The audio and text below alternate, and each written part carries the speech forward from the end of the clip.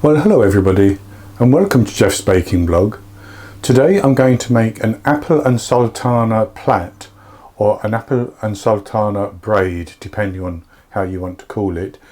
And it uses a sheet of shop-bought puff pastry to encase the apples and the sultanas. It's very easy to make really, and it doesn't take too long. And it only uses a few ingredients: a little bit of butter, a little bit of sugar, some apples, some sultanas and the puff pastry, and that's all there is to it, apart from washing the top with some egg and sprinkling some sugar over as well.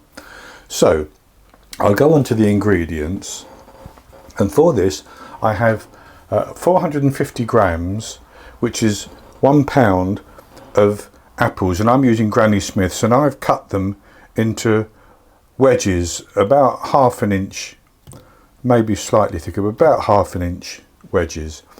And I've actually put those in a little drop of lemon juice to stop them from browning as they sit there, but I'll drain the lemon juice off before I cook the apples. I have 1 sheet of shop bought puff pastry, and of course the size of that is dependent on where you live and which brands you buy basically. But you can make this whatever size you want. So if you have a much larger sheet of puff pastry, then you may need some more apples and sultanas, but that's up to you. Then I have 80 grams, which is about half a cup of sultanas, which I have soaked in some hot water for 15 minutes. Then I've drained the water off, but they're nice and soft now. I have 50 grams, which is a quarter of a cup of light brown sugar, soft light brown sugar. You could use granulated or caster sugar, you could use any sugar you want basically. And I have 42 grams, 3 tablespoons of unsalted butter. Then I have 1 egg, medium egg, which I have beaten with a little drop of water just to loosen it up, and that's going to be brushed over the top. And then I have some demerara sugar, maybe a couple of tablespoons demerara sugar to sprinkle over the top, but again you could use granulated sugar for that, or whatever you wanted. If you wanted to put the sugar over the top, it's entirely up to you. So I don't need this puff pastry just yet, so I'm going to put it back in the fridge because you need to use it as per the instructions on the box basically. So I'll take that out when I actually need it. So the first thing to do is to caramelize the apples and toss the sultanas in them. So we'll do that now. And to caramelize the apples, I'm just going to melt my butter and sugar in a pan. I'm using my saucier, but a large frying pan will be fine. And then once the butter and the sugar have melted, I'm going to put the apples in. So that's melted now, so I'm actually going to put my apples in, and then I'm going to toss them around to coat them in the butter and the sugar.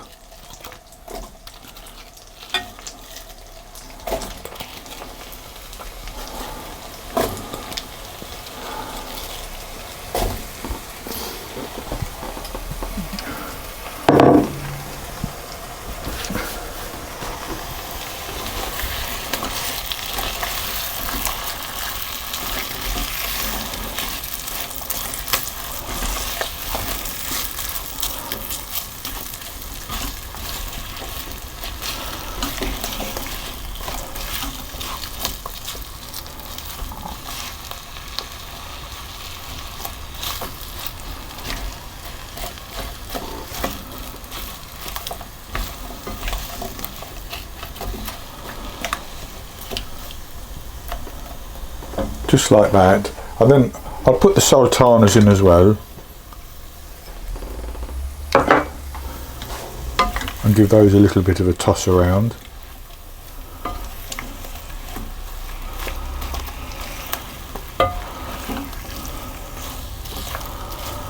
And then I'm going to just cook those gently for about 5 minutes until the apple softens and begins to caramelise a little bit. So my apples have caramelised quite nicely,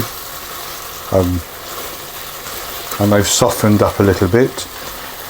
And so what I'm going to do is turn the heat off, and I'm going to transfer those to a plate just to let them cool down. So they're the apples, and I'll leave those to cool down. Once they're almost cool, I'm going to preheat my oven to 200 degrees Celsius. That's 180 Celsius with a fan, 400 Fahrenheit.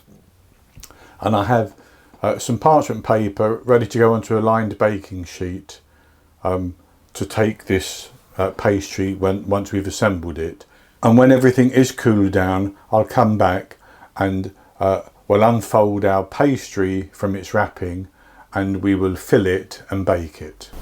My apples and sultanas have just about cooled down now, and I have my oven preheating as I mentioned before, and I've unrolled my pastry, which is 10 inches by 15 inches, so that's to give you an indication of how large mine is, but you may have a different size. So what I'm going to do is I'm going to take some of the apple, and as you can see, I've actually lightly scored a line dividing the pastry into 3 equal widths, and I'm going to fill the centre width with the apple and the sultanas,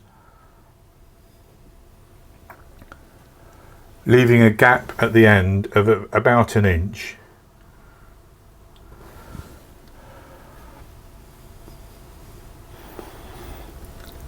And I'll put the sultanas on afterwards. I just want to get the apples on first of all.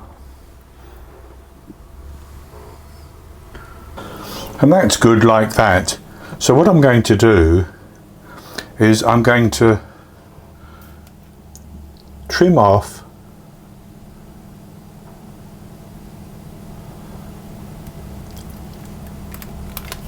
the top right and the top left corners of my pastry, like that. And then I'm going to cut strips about 1 inch apart, one, and I'm going to not go right up to the apple. I'm going to leave a gap of about 1/2 to 3/4 of an inch of the apple, about 1 inch apart.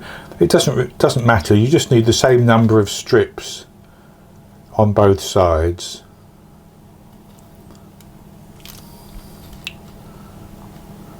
Like that. And then I'm going to pull the top up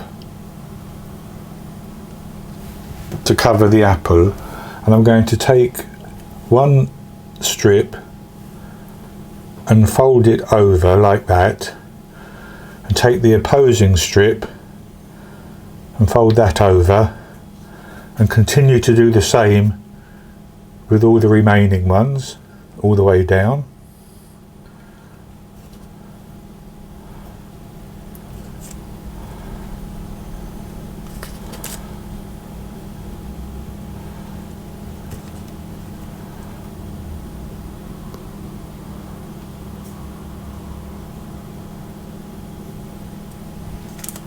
I'm going to fold the end piece over like that, and fold the final one over as well. And I'm just going to tuck that underneath there like that, and I can cut these and just fold those up as well.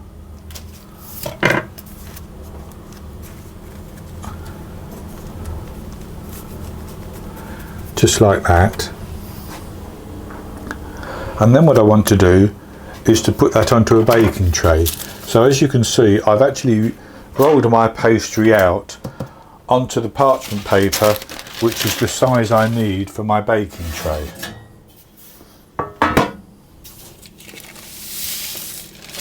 So I can pick that up and put it on like that. And then what I'm going to do is I'm going to brush the top with my beaten egg and water mixture.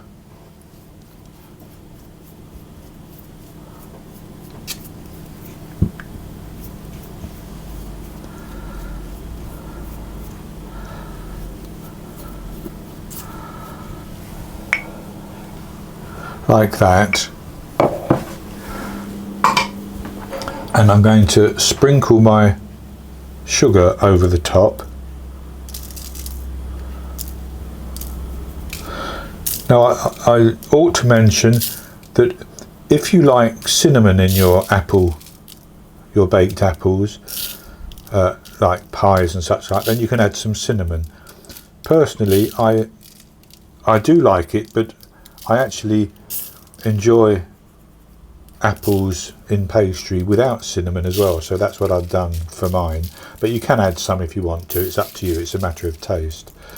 So with my sugar sprinkled over the top like that, I'm going to put that into the oven and I'm going to bake it for between 20 and 25 minutes until the pastry has baked up nicely, got a nice sort of golden brown colour, and it has crisped up nicely.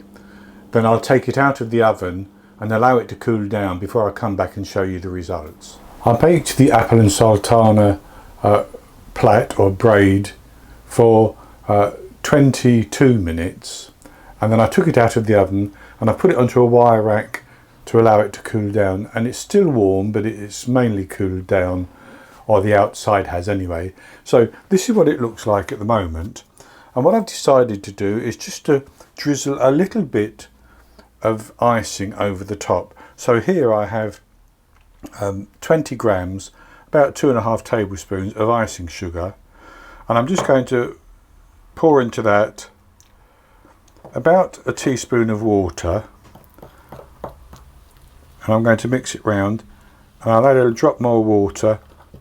I just want it to be loose enough that I can drizzle it over the top, but I don't want too much icing on this. I've seen some where they tend to flood it, and I don't think it needs a lot.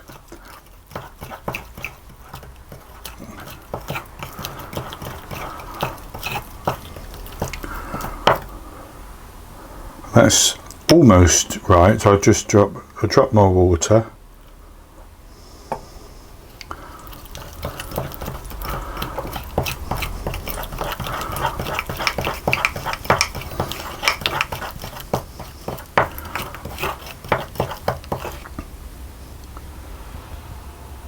And that's good enough. I'm just going to take a little drop of it at a time with the spoon. You could put it in a piping bag, but I'm not going to bother. And I'm just going to allow it to drizzle off the spoon.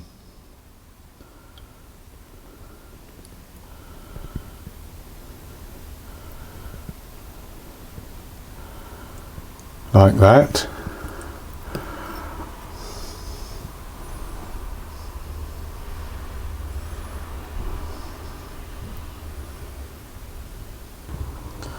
And I think that's good enough. So I'm going to leave that to cool, and then I'll come back and we'll cut it and we'll have a taste of it. I've let the apple and sultana plait or braid cool just a little bit more, and I've cut it so that I can see inside, and it looks quite good. So I'll have a taste of the piece that I've cut off.